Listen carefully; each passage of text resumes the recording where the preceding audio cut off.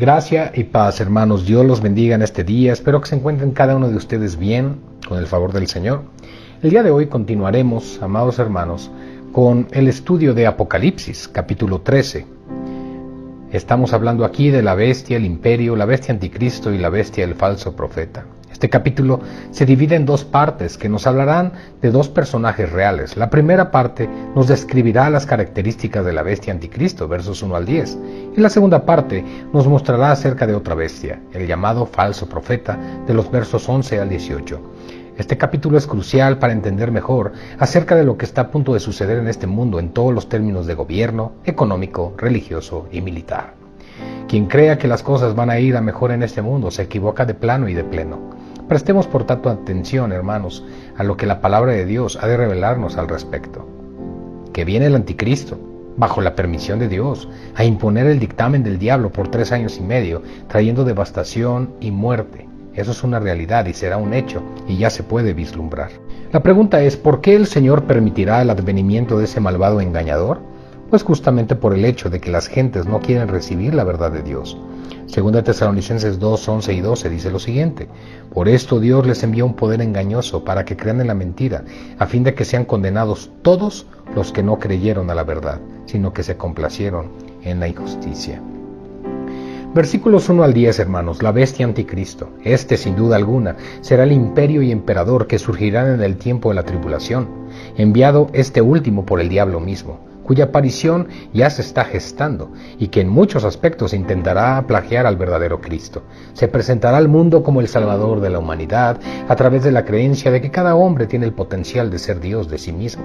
Intentará demostrar que es así, mostrando su propio ejemplo. Multitudes le creerán para manifestación de su perdición. Ahora mismo, la sociedad está acabando de ser preparada para recibir a un líder así. Alguien que dé ejemplo de que es posible para el hombre el controlar y dirigir su propio destino. Esa mentira que ya Satanás esparció en el corazón de Eva hace algunos miles de años, seguirá vigente hasta el día del Armagedón, en el capítulo 16, verso 16, cuando los hombres sin Dios irremediablemente se den realmente cuenta de que hay un Dios y de que no son ellos. Versículo 1. Y vi subir del mar una bestia que tenía 7 cabezas y 10 cuernos, y en sus cuernos 10 diademas, y sobre sus cabezas un nombre blasfemo. Estando el dragón, Satanás, de pie, hermano, sobre la arena del mar, como lo vimos en el capítulo 12, verso 18, en un acto de llamamiento o reclamo dirigido a su hijo de perdición, la bestia, sube del mar a la superficie. ¿Qué significa eso? Es sencillo. El mar aquí, espiritualmente hablando, es el mar de las naciones. Leemos, por ejemplo, en Isaías 17:12, hay multitud de muchos pueblos que harán ruido como estruendo del mar, y murmullo de naciones que harán alboroto como bramido de muchas aguas. La superficie agitada de la humanidad no regenerada, y en especial de la caldera de ebullición de la vida nacional y social, es la que dará el surgimiento de este ser. Leemos en Isaías 57:20, pero los impíos son como el mar en tempestad, que no puede estarse quieto, y sus aguas arrojan cieno y lodo. Qué interesante. En otra parte en el libro de Apocalipsis leemos acerca de la gran ramera, la que está asentada sobre muchas aguas. Las aguas que has visto donde la ramera se sienta son pueblos, muchedumbres, naciones y lenguas. Esto lo veremos en el capítulo 17. Así como la gran ramera, que como veremos en la institución religiosa, que con su filosofía política y poder siempre ha intentado suplantar a la verdadera iglesia de Jesucristo, se asienta en pueblos, naciones y lenguas, es decir, las muchas aguas, la bestia anticristo surge de esas muchas aguas. Así que el futuro anticristo vemos que surgirá llamado por Satanás, el dragón, del mar de las naciones. Por otra parte, la alusión al mar también obedece al hecho de que ese mar, físicamente hablando, no puede ser otro sino que el Mediterráneo, el Mare Nostrum, cuna del Imperio Romano. Nota, según la tradición paleocristiana, Nerón sería el que encarnaría el cuerpo de la bestia anticristo al final de los tiempos, por ascender del abismo e ir a perdición. Es el Nero Redivivus. Imperio y emperador. Es imposible imaginar un emperador o dirigente de las naciones sin un imperio, o conjunto de naciones y viceversa. Por lo tanto, la bestia que surge del mar es a la vez el imperio y el emperador. La bestia imperio que se levanta es el resurgimiento del imperio romano. Esto lo podemos ver también en Daniel capítulo 2, versos 40 al 43 y capítulo 7, verso 7. La bestia emperador que se levanta es el cuerno pequeño de entre los 10 de la bestia imperio. Veámoslo en Daniel 7, 7 y 8. Después de esto, miraba yo en las visiones de la noche y vi la cuarta bestia, espantosa, terrible y en gran manera fuerte, la cual tenía unos grandes dientes de hierro. Devoraba y desmenuzaba, pisoteaba las obras con sus pies, y era muy diferente de todas las bestias que había visto antes de ella, y tenía 10 cuernos. Mientras yo contemplaba los cuernos, otro cuerno pequeño salió entre ellos, y delante de él fueron arrancados 3 cuernos de los primeros. Este cuerno tenía ojos como de hombre, y una boca que hablaba con gran insolencia. De aquí en adelante, en este capítulo, daremos por supuesto el alzamiento de la bestia imperio, que no es sino el resurgimiento del antiguo imperio romano según la modernidad actual, y nos iremos centrando más en quién lo representa en su cabeza, a la bestia anticristo. El anticristo o bestia tiene autoridad durante el mismo tiempo que los gentiles pisotean el patio exterior, el mismo tiempo que de los testigos profetizan, y el mismo tiempo que los 2 testigos profetizan, y el mismo tiempo que la mujer Israel es cuidada en el desierto. Esta bestia anticristo es la que sube del abismo y hace guerra contra los 2 testigos, como lo vimos en Apocalipsis 11, verso 7. Tenía 7 cabezas y 10 cuernos, y en sus cuernos 10 diademas. Aquí vemos el alcance de su autoridad de parte del diablo. Leemos en Daniel 7:7, después de esto yo miraba en las visiones de la noche, y aquí la cuarta bestia espantosa y terrible, y en gran manera fuerte, la cual tenía unos dientes grandes de hierro, devoraba y desmenuzaba, y las sobras hollaba con sus pies, y era muy diferente de todas las bestias que vi antes de ella, y tenía 10 cuernos.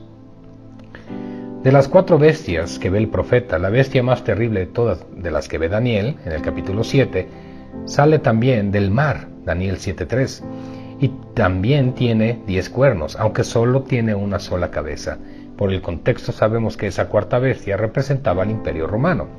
Ese imperio tuvo el mayor poder sobre el mundo conocido, muy por encima de los otros imperios, a saber el babilónico, el medo-persa y el griego, respectivamente. Juan ve aparecer esa bestia, y muy semejante, por tanto, a la cuarta bestia que vio Daniel en visión también, pero que en vez de tener una sola cabeza, autoridad limitada, la que Juan ve tiene 7 cabezas. 7 es un número de plenitud, así que esa bestia que Juan ve surgir del mar de las naciones tendrá plena autoridad y poder sobre todas ellas, empezando por las que componían el antiguo imperio romano, es decir, principalmente la actual Europa. 7 cabezas y 10 cuernos. Ahora bien, démonos cuenta de algo aquí. Lo mismo que el dragón Satanás, también la bestia anticristo tiene 7 cabezas y 10 cuernos, como lo vimos en el capítulo 12, verso 3, símbolos de autoridad y poder. No obstante, existe una diferencia significativa entre ambas bestias. El dragón lleva las diademas sobre las cabezas, mientras que la bestia anticristo las lleva sobre los cuernos. Esto indica que la plenitud de la autoridad para el mal reside en Satanás, mientras que el anticristo posee un poder de acción absoluto, pero prestado por Satanás, quien le cedió al anticristo su poder, su trono y una gran autoridad. Así es. Como veremos más adelante, con más detalle, esos 10 cuernos se corresponden con 10 reyes o mandatarios que ejercen su autoridad sobre 10 reinos o naciones. Es muy interesante todo esto, amados hermanos. Así pues, recapitulando, las 7 cabezas de la bestia son o representan 1. A la plenitud de todos los imperios que ha habido sobre la tierra, y 2. A Roma, Apocalipsis 17:9. Y 3. a los 7 emperadores del Imperio Romano, del antiguo y del que resurge. Versículo 2.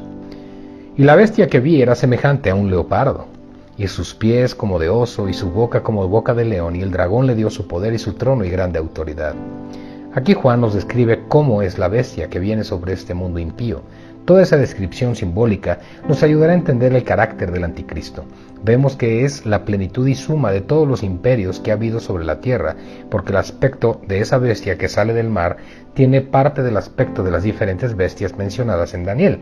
Daniel también vio esto en visión, en cosas semejantes. Esto lo encontramos en Daniel 7, del 2 al 6. Como vemos, hermanos, la bestia anticristo tendrá el dominio del compendio o suma de todas las bestias o imperios que ha habido sobre la tierra. El leopardo era Grecia, Daniel 7:6. El anticristo tendrá el cuerpo del leopardo, evidentemente, el espíritu más importante que bañará la figura de ese gobernante mundial será el espíritu de Grecia. Grecia es la madre y cuna de Europa. Grecia está en el extremo oriental de Europa y España, por ejemplo, en el occidental. Por otra parte, así como Alejandro Magno, el emperador griego macedonio, al cual se le representa también como leopardo, como tal animal, es decir, veloz y certero a la hora de cazar su presa, consiguió para sí conquistar todo un imperio a la velocidad de ese felino. También la bestia anticristo hará lo propio, ya que tiene el cuerpo también de leopardo. Cabalgando en su caballo blanco, saldrá para vencer y vencerá rápido como el viento. Apocalipsis 6:2. El oso era Persia y Media, en Medio Oriente, Daniel 7:5. Es evidente que teniendo la bestia imperio los pies de oso, tendrá la fuerza del oso en sus pies y piernas. Entendemos que se valdrá de la potencia de los recursos del Medio Oriente, entre muchos otros, el petróleo. El león también era Babilonia, Daniel 7:4. Como tendrá la boca de un león, rugirá con poder, según el poder de Nabucodonosor, rey de Babilonia, y hablará con insolencia y altivez, como rey del mundo. De hecho, uno de los títulos del anticristo es el rey de Babilonia. Siguiendo adelante con la lectura de Daniel, capítulo 7, nosotros vemos: después de esto miraba yo unas visiones de la noche, y he aquí la cuarta bestia, espantosa y terrible y en gran manera fuerte, la cual tenía unos dientes grandes de hierro.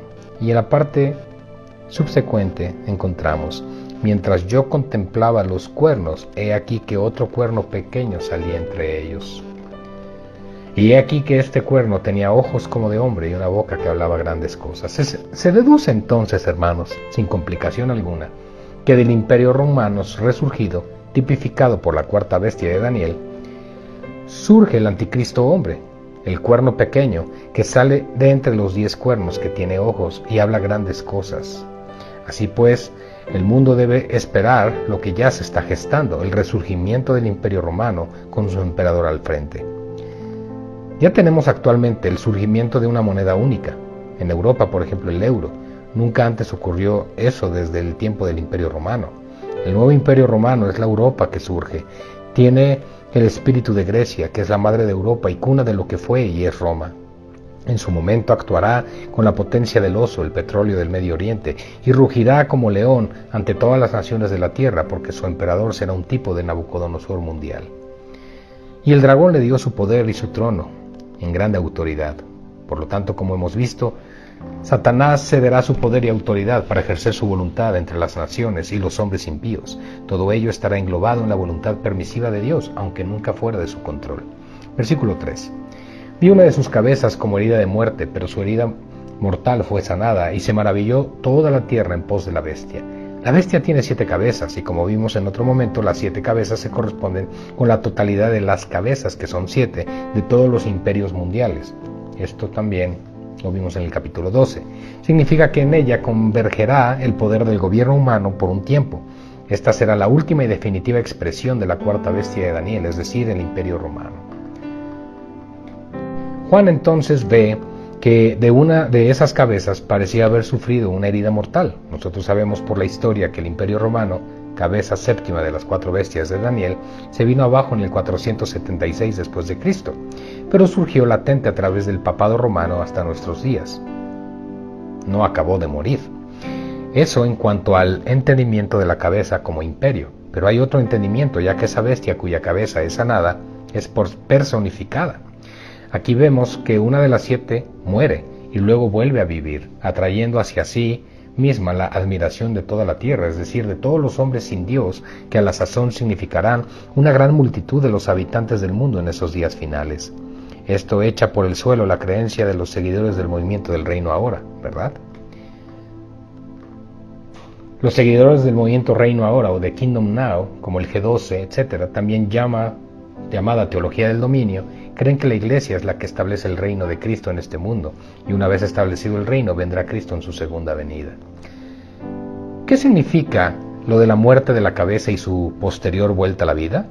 Bueno, demos por hecho que será la típica urgencia de Satanás de intentar copiar lo que Dios hace.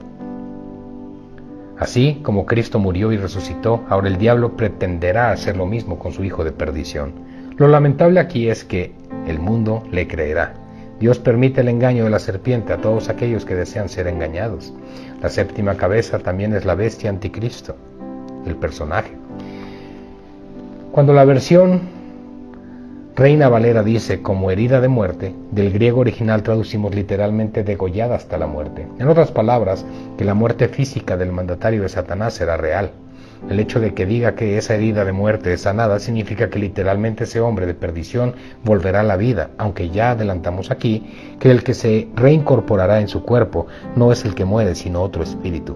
La humanidad impía será engañada porque creerá que literalmente volverá a la vida después de muerto. La adoración de los perdidos, versículo 4. Y adoraron al dragón que había dado la autoridad a la bestia, y adoraron a la bestia diciendo, ¿quién como la bestia? ¿Y quién podrá luchar contra ella? Literalmente la palabra nos dice que la gente adorará al dragón, que es el diablo, y a la bestia, que es el anticristo. Muchas personas no creen en la resurrección de Cristo y con todo van a creer en la reanimación del anticristo. Vemos que de la misma manera que Dios el Padre y el Cordero comparten el trono y la adoración, así también vemos que los seguidores del anticristo le adoran a él, y en especial al dragón que le ha dado la autoridad. Quien adore, sirva y obedezca al anticristo, estará adorando, sirviendo y obedeciendo al diablo. Esto último ya está ocurriendo entre las gentes. Prosigue diciendo que cada ser humano está ya sirviendo en uno de los dos ejércitos, o en el de Cristo, o en el de Satanás. Versículo 5. También se le dio boca que hablara grandes cosas y blasfemias, y se le dio autoridad para actuar 42 meses. Después de su vuelta a la vida, el ya definitivo bestia anticristo dirá muchas cosas, porque todo el mundo estará dispuesto a escucharle. Esas grandes cosas no son sino insolencias. Se encumbrará a sí mismo, cumpliéndose así lo que el Señor dijo: yo he visto en nombre de mi Padre. Yo he venido en nombre de mi Padre, y no me recibís. Si otro viniera en su propio nombre, a ese recibiréis. Juan 5:43. Se gozará en hablar de sí mismo, y será el ejemplar a seguir para todos los que se pierden. Todo ello por solo 42 meses, es decir, 3 años y medio, 1260 días. La autoridad le recibe del propio Satanás, y la da del propio Dios, quien en su voluntad permisiva permitirá que el hijo de perdición solo la use por ese espacio limitado de tiempo. Versos 6 y 7. Y abrió su boca en blasfemias contra Dios para blasfemar de su nombre, de su tabernáculo y de todos los que moran en el cielo. Y se le permitió hacer guerra contra los santos y vencerlos. También se le dio autoridad sobre toda tribu, pueblo, lengua y nación. El profeta Daniel también nos habla de ese evento futuro en Daniel 11:36. Diciendo, y el rey hará su voluntad y se ensoberbecerá y se engrandecerá sobre todo Dios, y contra el Dios de los dioses hablará maravillas y prosperará hasta que sea consumada la ira, porque lo determinado se cumplirá. Blasfemar no significa maldecir.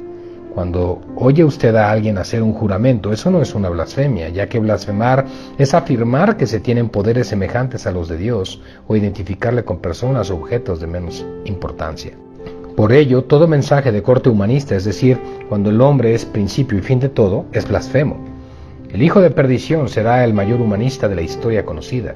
Negará todo lo que tiene que ver con un ser supremo, al hombre, poniendo al hombre como cabeza de todo lo creado, y a él como cabeza de aquel. Toda negación de Dios es blasfemia. Si ahora hay negación de Dios por doquier en esta sociedad actual, preparada ya para recibir al anticristo, imaginemos cuál será el panorama cuando ese blasfemo se autoerija como el padre y benefactor de todos los hombres. No obstante, será cauto en un principio. Astutamente no negará a Dios a modo del ateísmo comunista, sino que procurará no herir susceptibilidades de tipo religioso. Será, por tanto, un mensaje típico de la llamada nueva era, un nuevo panteísmo que exalta al hombre. En ese sentido, me gustaría dejar aquí constancia de lo que Samuel Vila en su libro, Cuando Él venga, sigue diciendo al respecto. El hombre sería una de tales manifestaciones del poder invisible. No hay un Dios personal en el universo que premie o castigue.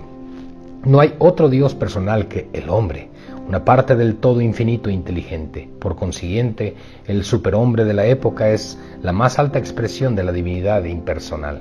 Adorando al Padre y protector del pueblo, la humanidad se honra y dignifica a sí misma. Fin de la cita. Hermanos, no cabe duda de que esta manera de exponer la creencia que está por venir a este mundo se discierne ya en la liturgia teológica modernista actual.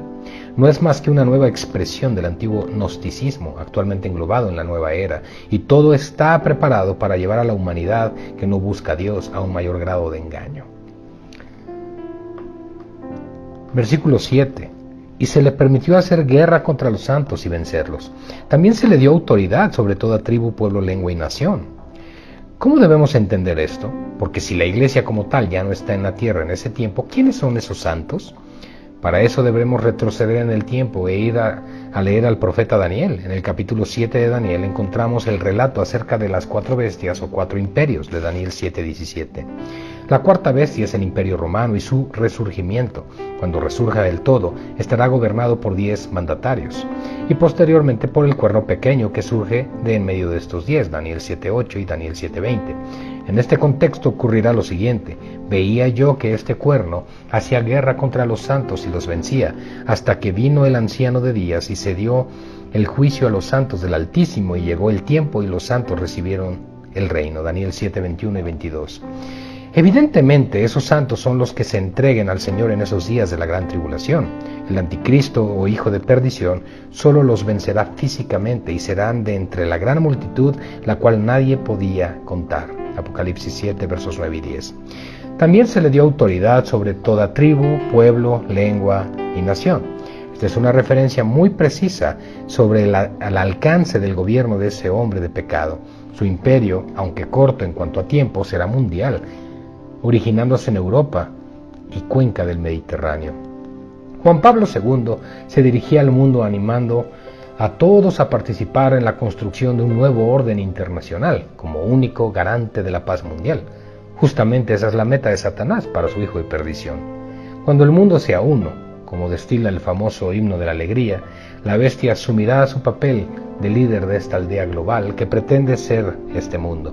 De nuevo Babilonia renace, una nueva expresión de la Torre de Babel, la demostración activa de la rebelión del hombre contra Dios, el cual es bendito por los siglos de los siglos. Nunca olvidemos que todo ello se origina en Europa. De Europa partirá la construcción del efímero, pero sumamente destructivo nuevo orden mundial, eufemismo con el que se pretende disimular la realidad de una terrible dictadura mundial que tendrá su lugar en el tiempo que llamamos la Gran Tribulación. Versículo 8. Y le adoraron todos los moradores de la tierra, cuyos nombres no estaban escritos en el libro de la vida del Cordero, que fue inmolado desde el principio del mundo. Una traducción mejor de este pasaje es el que nos trae Reina Valera del 95, que dice: la adoración de todos los habitantes de la tierra, cuyos nombres no estaban escritos desde el principio del mundo en el libro de la vida del Cordero, que fue inmolado. Fue el Señor Jesús quien murió para comprar la salvación de los que Dios había escogido, en cumplimiento del plan eterno. De acuerdo con el propósito divino y eterno de elección antes de la creación, la muerte de Cristo sella para siempre la redención de los elegidos para siempre. Hechos capítulo 2, verso 23. El registro eterno de los elegidos jamás será alterado, ni tampoco los que sean salvos durante el reino del anticristo le rendirán culto. Los nombres de los elegidos están escritos en los cielos desde antes de la fundación del mundo, pues la elección de los santos se remonta a la eternidad en el consejo de Dios. Para que no nos quepa ninguna duda respecto a que la bestia anticristo se corresponde con un varón, tenemos la siguiente prueba. En el griego original, el pronombre que se usa en vez del sustantivo autón, que aparece al principio del versículo, dice al respecto el erudito Francisco Lacueva: ello indica claramente que estamos ante una persona humana y en concreto ante un varón que encarna el poder bestial del anticristo. ¿Qué es cierto, hermanos? Es que el hombre es un ser creado para adorar. Lo triste aquí es que todos los que decidan creer a la bestia la adorarán. Son los adoradores equivocados. Creerán en una falsa resurrección en vez de la verdadera de Cristo Jesús. Todo ello tiene una explicación sencilla. Son todos aquellos cuyos nombres no estaban escritos en el libro de la vida del Cordero. Una porción similar lo vamos a encontrar en Apocalipsis 17:8. Respecto a los adoradores de la bestia, hermanos, comenta Stedman con gran claridad, habrá una clase de personas que seguirán ciegamente a este dirigente, los llamados habitantes sobre la tierra, un término que hemos visto con anterioridad. Es una clase moral formada por aquellos que viven en este mundo y que no piensan más que en este mundo y sus ventajas, que son materialistas y humanistas, y que no les interesa para nada las cosas de Dios o la vida del más allá. Fin de la cita. Diríamos, sin temor a equivocarnos, que se corresponde con la mayoría de las gentes de la sociedad del día de hoy. Versículos 9 y 10. Aviso a todos los creyentes que están sobre la tierra de aquel entonces. Si alguno tiene oído, oiga. Si alguno lleva en cautividad, va en cautividad. Si alguno mata a espada, espada debe ser muerto. Aquí está la paciencia y la fe de los santos. Si alguno tiene oído, oiga. Jesús dijo estas primeras palabras en muchas ocasiones durante su ministerio. En los capítulos 2 y 3 de Apocalipsis, en las 7 cartas dirigidas a las iglesias, aparece en cada una de ellas. Mediante esta exhortación, Jesús está diciendo: escuchad con atención, porque estoy a punto de decir algo muy importante. Si alguno lleva en cautividad, va en cautividad. Si alguno mata a espada, espada debe ser muerto. Aquí está la paciencia y la fe de los santos.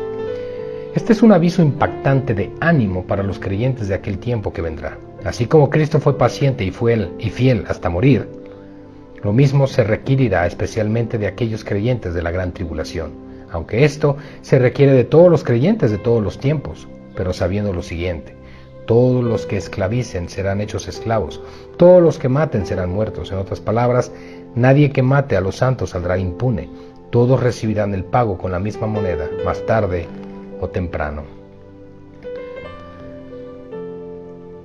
Así que deberíamos leer, hermanos, de esta manera estos dos versículos. Atención a lo que se va a decir ahora. Si alguno esclaviza a otros, él será a su vez esclavizado. Si alguno mata con espada a otros, morirá también a espada. Con esto, animaos todos vosotros, los santos de Dios. Dios está diciendo sencillamente: no os desaniméis, seguid adelante, no permitáis que el tema de la muerte os preocupe. Hasta aquí la lectura del día de hoy. Que el Señor los bendiga.